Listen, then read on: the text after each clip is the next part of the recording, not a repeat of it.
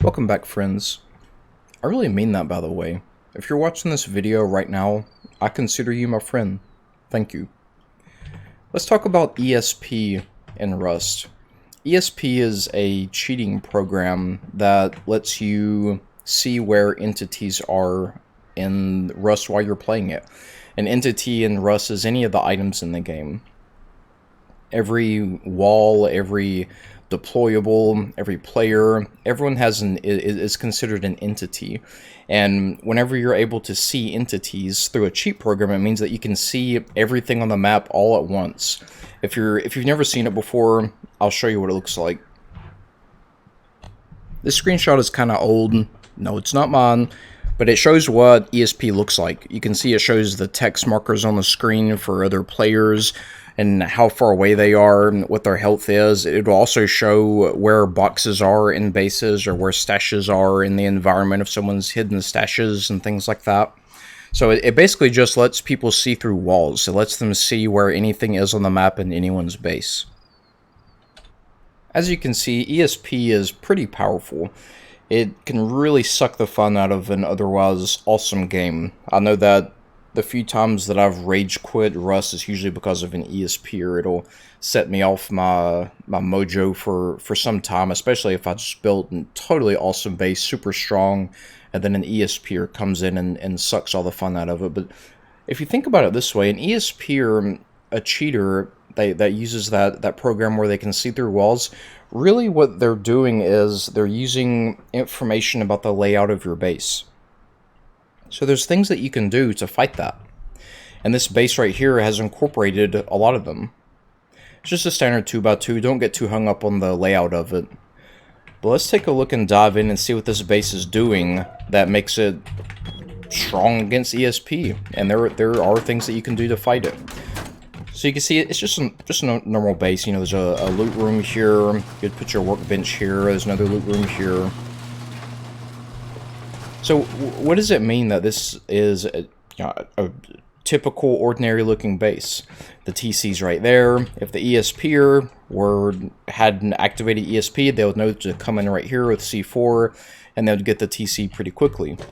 Well, remember, an ESPer can see all the entities on the map. They can see all the boxes in your base, and that's what they're looking for. They're looking for boxes and stashes.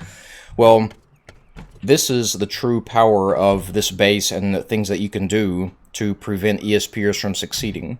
Whenever you're building your base, put extra boxes in the honeycomb. Take a look at this wall here. This honeycomb is filled with large boxes. You can, if you're worried about someone raiding through the side of your base, depending on the layout, you can even put small boxes in here and preserve the integrity of the honeycomb. But there's 6 large boxes on the side of this base. If you look, over here, there's 4 large boxes here, which is an actual loot room. There's more boxes behind this wall. There's more boxes behind this wall. There's small boxes here. And yes, there's even boxes behind this wall.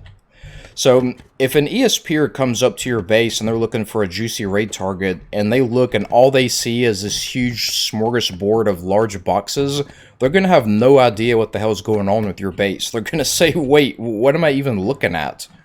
Their box is just a giant storage bin of loot. And here's the thing.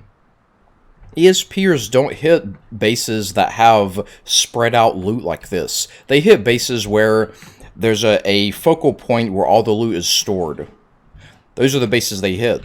So whenever you spread out the boxes like this, whenever an ESP, you could just imagine what they're looking at on their screen. It's just going to be a big blur of boxes. They won't be able to tell where your real loot is. They can't see what's in the boxes. So they're just going to see, okay, there's 15 or 20 large boxes in this base, and I have no idea how to rate it, and they're just going to move on. So it's the power of numbers. Use the power of numbers to your advantage. And I know what a lot of you are thinking, well, the TC is fairly exposed here, and yes, it is. It is fairly exposed here. If they were to rate it normally, it'd be a couple of reinforced windows to get the TC, or if the ESPer were to take the straight raid path, they could just go through right here and get the TC pretty easily. But here's the thing. Don't put anything in your TC. Put 24 hours worth, and that's it. Don't put your gunpowder in it. Don't put your high quality in it. Just put enough upkeep for 24 hours, and don't store the rest of it in there. So if they get your TC, it doesn't really matter. And the reason it doesn't matter is because you have external TCs. The external TCs will prevent the ESP or the cheater from taking over your base. So it doesn't matter if your main, they're going to get your main TC if they're cheating. They know where it is. They know exactly where it is. So count on a cheater getting your TC. But what you need to do to fight that is make it not a big deal. Fine, you get my main TC. It didn't have anything in it anyway, and I have external TCs which prevent you from griefing my base. So make sure to use external TCs to help fight ESPers who are likely to find your TC very easily. Also, whenever you're upgrading your base, if you're getting kind of, fat and sassy in a wipe and you're starting to get loaded and you think it's time for some upgrades, totally fine. Slap some more large boxes down everywhere. Put them everywhere. As you're upgrading your base, just throw them in there. The more visual clutter you can add to an ESPer's screen, the better off you're going to be. Now it's even more large boxes for them to try to figure out what's going on in the inside of your base. The ESPer comes in and says, there's a whole bunch of large boxes in this honeycomb here. What's in it? Wait, they're over here too. Wait, they're over here too. Where do I attack from? I don't know. Next. Then they just leave and go for the small base that has, all the loot concentrated in one area and makes it an easy raid target. Also, if you have external TCs, consider a design like this. If you're a big user of stashes, and I'm just going to be honest with you, if you're playing on modded, you better be, because on modded, they're unbelievably powerful. They're pretty good on vanilla too. They're a little annoying to use because you have to jackhammer the foundation out. But if you're a big stash user, you can still use your stashes. And everybody knows that stashes are really, really notoriously easy for ESPers to find. It's a huge red flag for ESPers. They go straight for them. Well, put them down. Put them down anyway. Leave them empty. Put a note in it that says, I don't know, nice ESP douche or whatever you want to put in it. And here's what you do. You cover it back up. Build it as normal. And then you build more. Build another external TC. Build one over here that looks exactly the same as the other one. And what do you do in this one?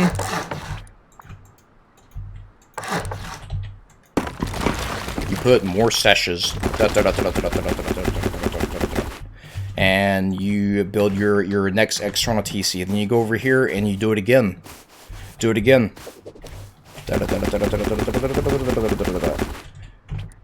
What does this do? Again, it's the visual clutter.